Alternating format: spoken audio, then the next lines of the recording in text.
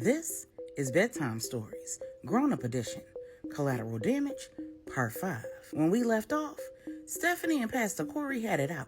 When they were done, she went to the warehouse to look for Miss Bernie. Finding her not there, she had an interesting conversation with Regina. Regina left the warehouse, headed to the hospital, and had a very emotional discussion with MomBrenda.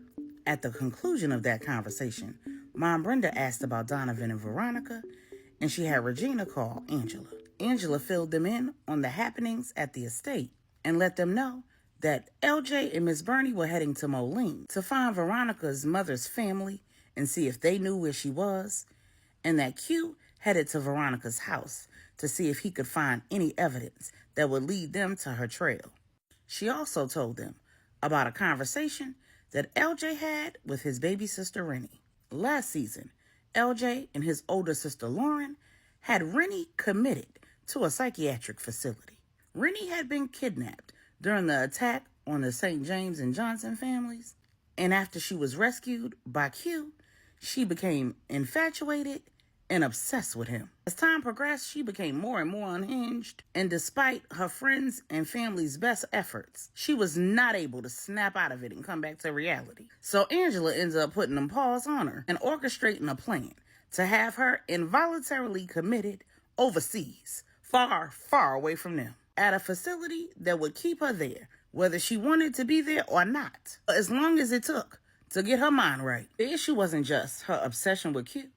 The family feared that she would devolve into violence, the homicidal kind, like she did in college. You'll have to watch Short Stories Unhinged to find out about that. So Rennie'd been committed for about 3 weeks. And when LJ called the facility and they got Rennie on the phone, he said, "Baby sis, how you doing?" Rennie was clearly not happy to hear from her brother. Rennie said, "Unless you calling to tell me that you coming to get me, I'm not doing good and don't want to talk to you. The doctors tell me that you're still adjusting to your medication and that you're having a difficult time accepting that you're exactly where you need to be. It looks like they were right. Rennie, we got a situation here and we need your help. I need to know what that secret is that you know about Veronica." And he said, "Sure. Soon as you get me out of here, I'll tell you everything." LJ said, "Rennie, now is not the time to play or barter. This is serious. Veronica skipped town with both of Donovan's children, and we can't find her." Rennie said, "Ooh, I am so sorry to hear that. I know Donovan is going to be pissed off when he finds out that you could have helped find them, but you refused." LJ said, "No, he's going to be pissed off when he finds out that you could have helped find them, but you refused." Rennie said, "Well, she was planning this for months. She told me all about it. I know where she is, who she's with, how she got there, and all you have to do is get me the hell out of here, and I'll tell you everything that I know." LJ said, "So basically, you don't know a damn thing. Cool. Call me when you come to your senses. You may not know much, but whatever you do know is going to be more than enough for me to investigate, and you never know how much I can do with a little. I love you, Rennie." When LJ hung up, he just shook his head while telling Q and Angela she still isn't in her damn right mind. She just sat here and tried to pretend like she knew everything. Angela said, "Veronica would never tell anybody her plan, especially not Rennie. They hate each other. I'm calling Maribel. She should be able to get Donovan back here as soon as possible, and she should also be able to have a conversation with her father and see what, if anything, he knows about all of this." Q said, "I highly doubt that Manny would take things this far." LJ said, "Right. He's a family man. He'd never play with another man's children, unless they were at war." Angela said, "I'm just trying to cover all the bases. Plus, Donovan is going to be very upset that nobody's told him anything. Maribel's going to be the only one who's going to know immediately when Donovan's done with whatever mission Manny has him on, and hopefully she'll be able to talk him down." Then Q went to tell Pops Andy and the Queen Mother the plan, and he and Miss Bernie headed to Veronica's house, where she could pack a bag, he could keep an eye on her, and then he could search Veronica's home for clues. LJ let Mom Joyce know what was going on. He kissed his children goodbye and left a note for his wife. When Angela calls Maribel, Maribel says, "Is everything okay, Angela?" Angela says, "With me and the babies, yes. But where's Donovan?" Maribel says, "Oh, he's on another mission for my father. Prayerfully, this is the last one. At this point, my father should realize that Donovan is down for whatever. And he should also realize that I'm a grown woman." But I digress. What's going on? Angela fills her in on Veronica and the kidnapping, and then she asks, "Do you think that this might be a part of Manny's test? He told me that he was going to test Donovan, but I wouldn't have ever thought he'd take things this far." Maribel said, "I really have a hard time believing my father would be involved in this in any way. You know how he feels about family. And I think that he secretly really likes Donovan. He just doesn't want to be too easy on him. But this would be a bridge too far, even for him. But nonetheless, I'll find out. And as soon as Donovan wraps this whole test up, I'll let him know that we need to get back to the mainland ASAP." Angela thanks her, and they hang up. Then Maribel makes a beeline for the family's cafe. It's still Saturday.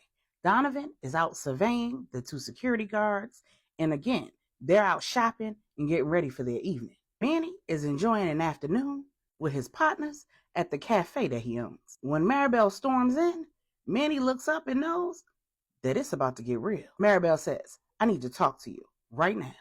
Manny excuses the men at his table and says, "Mija, what's wrong?" Maribel says, "I know that you've been working with Veronica. Just how involved are you in her latest stunt?" Manny says, "I don't know what stunt you're referencing, but yes, I was working with Veronica. I challenged her to get Donovan back, and it didn't work. She couldn't flip him. So I told her to move on. I told her to be glad that she has a child with a good man.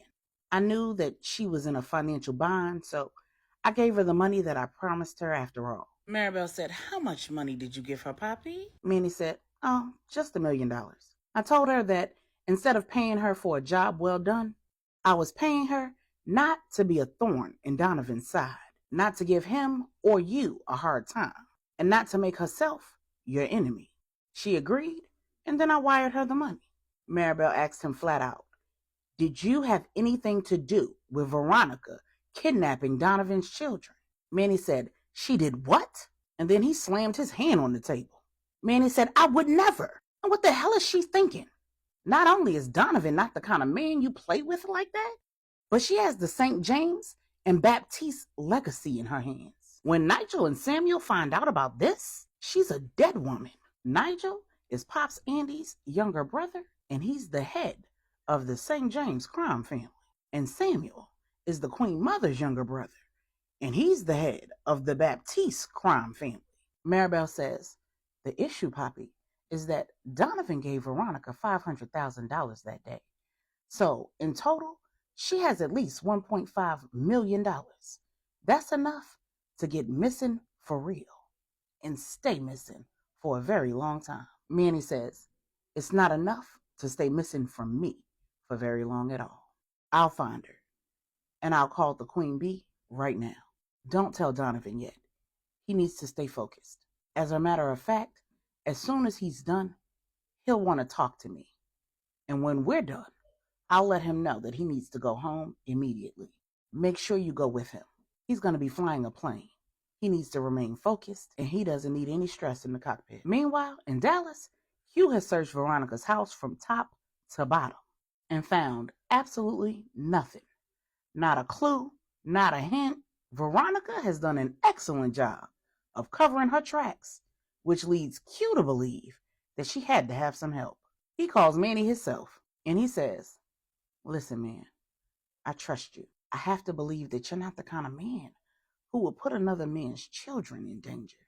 That you wouldn't play with another man's heart like that.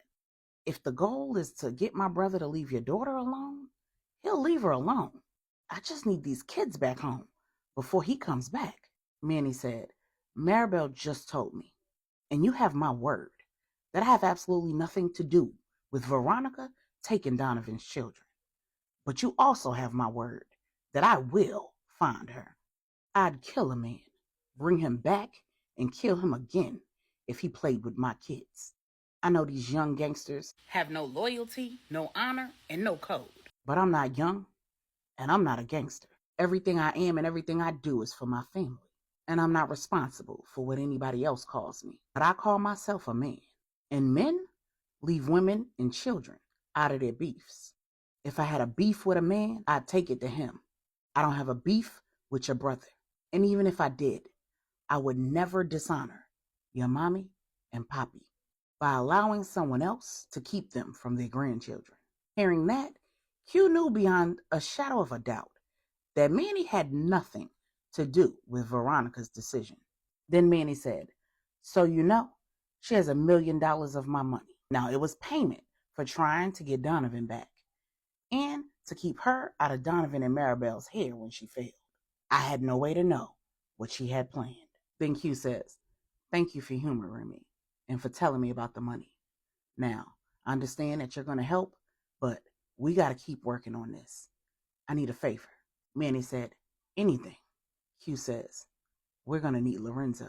Manny said, he'll be on a plane within the hour. Lorenzo is Manny's only son. He's also a computer genius and one of the world's best hackers. For obvious reasons, Lorenzo keeps a very low profile. He's rarely seen, hard to reach, and stays off the grid. When the men hang up, Q calls Ron. Ron is Anya's fiance, Q and LJ's frat brother, and an attorney. Q hired Ron to represent Veronica when she was arrested in connection to crimes committed by her ex-boyfriend Travis Gray and her close friend Tracy's husband, Deuce Newport. When Ron answers, he says, Q, I meant to call you earlier, but the day got away from me. When Q tells him about Veronica running off with the kids, Ron says, what did the police say? I'm sure they told you that they can't even put out a fugitive warrant for Veronica because I got the charges dropped against her with prejudice. Or did you not try that angle?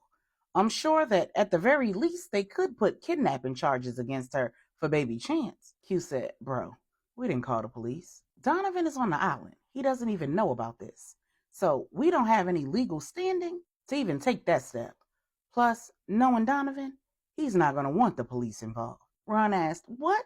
Why not? Q said, because Veronica is going to be a memory when he finds his children.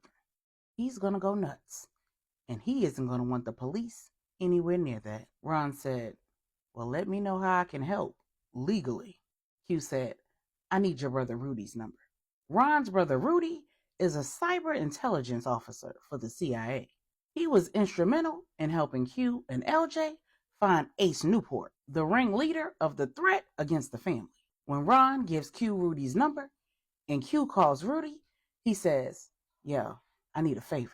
I need you to find a phone for me. Rudy asks, do you at least have a local case number that I can associate with the search? When Q tells him that he doesn't, Rudy says, man, I'm sorry, I can't help you. Since we got back from Miami, the agency's been on my back. They've been heavily scrutinizing my work. So I can't employ the tools of my trade without legitimacy. You know what I mean? Q says, I understand, man. I'll keep that in mind. Having exhausted all of his earthly options, Q goes where he knows beyond a shadow of a doubt that he can get the help that he needs. He goes to the source. He says, Lord, I need you right now. I'm going to have to make something shake before D gets back to Texas. If I don't, he's going to turn your whole world upside down. And it ain't going to be nothing nice. We got to find these kids before he gets back, or you going to have to send Jesus back. Only the rapture will keep this man off this woman's behind.